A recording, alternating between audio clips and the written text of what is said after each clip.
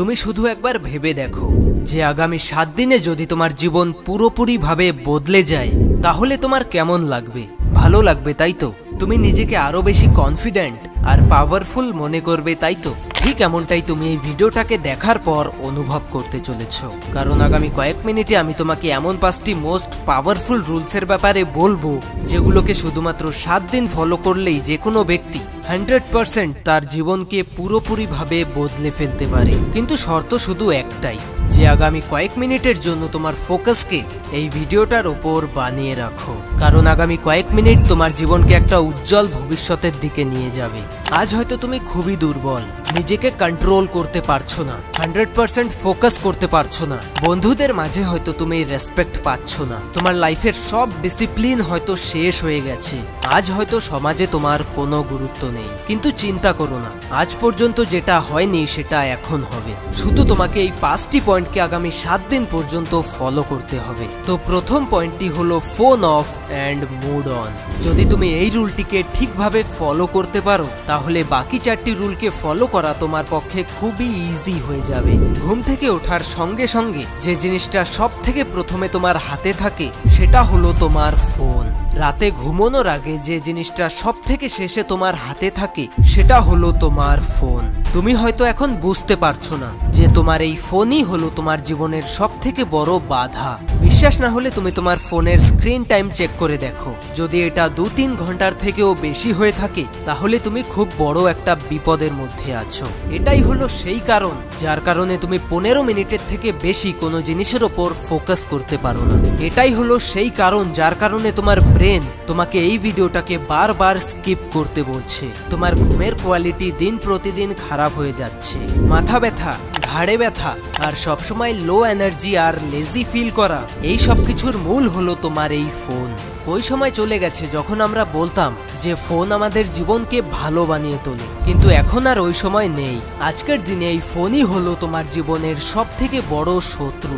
আজকের দিনে যে ব্যক্তি তার ফোনকে ছেড়ে দেবে সে ব্যক্তিকে সাকসেসফুল হওয়ার থেকে কেউ আটকাতে পারবে না। শুধু আগামী 7 দিনের জন্য তোমার ফোনের স্ক্রিনটাকে অফ করো, ফোনটাকে সুইচ অফ করো, আর তারপর দেখো কিভাবে সব কাজগুলো নিজে থেকেই হয়ে যাবে। তোমার মেন্টাল হেলথ, ফিজিক্যাল হেলথ আর স্লিপ কোয়ালিটি ভালো হতে শুরু হবে। দ্বিতীয় পয়েন্টটি হলো practice no fap. No fap হলো একটা মেথ। সত্যিই কি এটার ফলে কোনো লাভ হয়? মাস্টারবেশন করা উচিত নাকি উচিত না? প্রশ্ন অনেক রয়েছে, কিন্তু এর উত্তর শুধু একটাই, এত বেশি ভেবো না, আর না হয় ভাবতেই থেকে যাবে। নো ফ্যাপ করলে পরে কোনো বেনিফিট হয় কি হয় না এটাকে জানার সব থেকে ভালো উপায় হলো নিজেই এটাকে প্র্যাকটিস করে দেখা। তাই আমিও তোমাকে এর থেকে বেশি কিচ্ছু বলবো না, কারণ আমি এটা চাই যে তুমি নিজে এটাকে প্র্যাকটিস করো।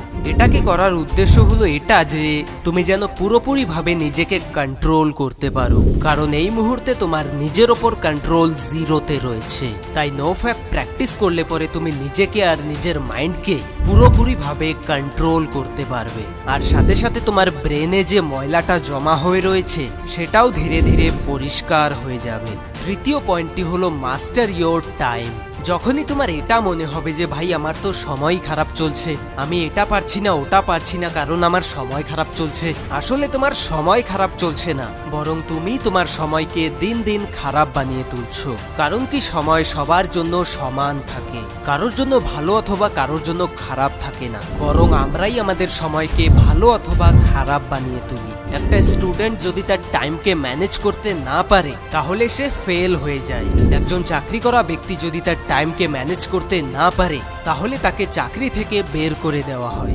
যদি তুমি কখনো ধ্যান দিয়ে ভেবে দেখো তাহলে আমাদের লাইফ আসলে কি, যেখানে শুধু আর শুধু চয়েসেস রয়েছে। জীবন প্রতিদিন তোমাকে সুযোগ দেয়, প্রত্যেক মুহূর্তে তোমার হাতে 2টো করে চয়েসেস থাকে, কিন্তু অ্যাট দ্য এন্ড তোমাকেই এটা দেখতে হবে যে তুমি ওই সময়টার সদ্ব্যবহার করবে নাকি দুর্ব্যবহার। তাই আগামী 7 দিনের জন্য তোমার সব ইমোশনস গুলোকে সাইডে রেখে দাও আর লজিক্যালি এই সময়টার ব্যবহার করো। সবকিছুর একটা টাইম টেবিল বানাও, কখন পড়তে হবে, কখন কাজ করতে হবে, কখন ঘুমোতে হবে, কখন উঠতে হবে। তোমার লাইফের সব কাজগুলোর একটা টাইম টেবিল বানাও আর ওই অনুযায়ী এই 7 দিন কাটিয়ে দেখো, তোমার লাইফে একটু একটু করে চেঞ্জ আসতে শুরু করবে।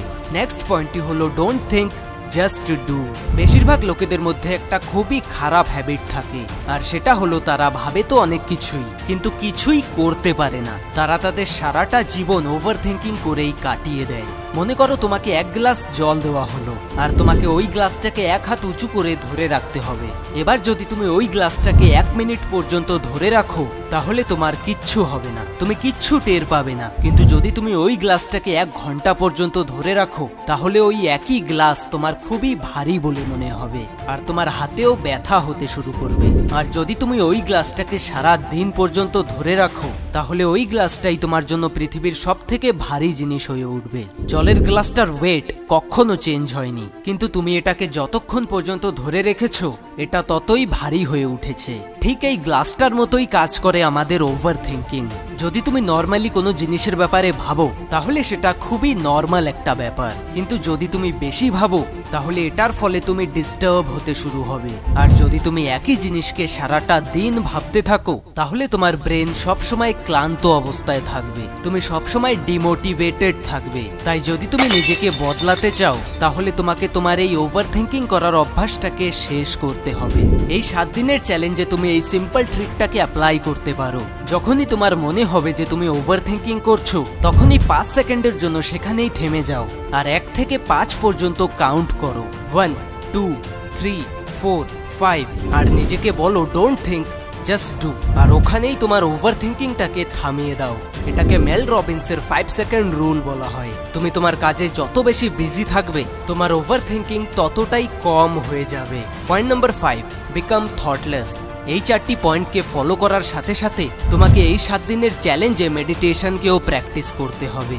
আর যদি তুমি এই 5টি পয়েন্টকে একসাথে 7 দিন পর্যন্ত ফলো করতে পারো, তাহলে এই 7 দিনের মধ্যে তোমার জীবনের বেশিরভাগ প্রবলেমসগুলো ধীরে ধীরে শেষ হয়ে যাবে। হার্ভার্ডের একটা রিসার্চে এটা জানা যায় যে সকল ব্যক্তিরা 1 সপ্তাহ ধরে মেডিটেশন করেছিল, তাদের ফোকাস আর কনসেন্ট্রেশন করার ক্ষমতা অনেকটা বেড়ে গেছিল। তাই এই 7 দিনের চ্যালেঞ্জে মেডিটেশনকেও চালিয়ে নিয়ে যাও। তো বন্ধুরা, এই ছিল আজকের ভিডিও। দেখা হচ্ছে নেক্সট ভিডিওতে। ততক্ষণের জন্য স্টে হাংরি, স্টে ফুলিশ। ক্ষুধার্ত থাকো আর মূর্খ থাকো।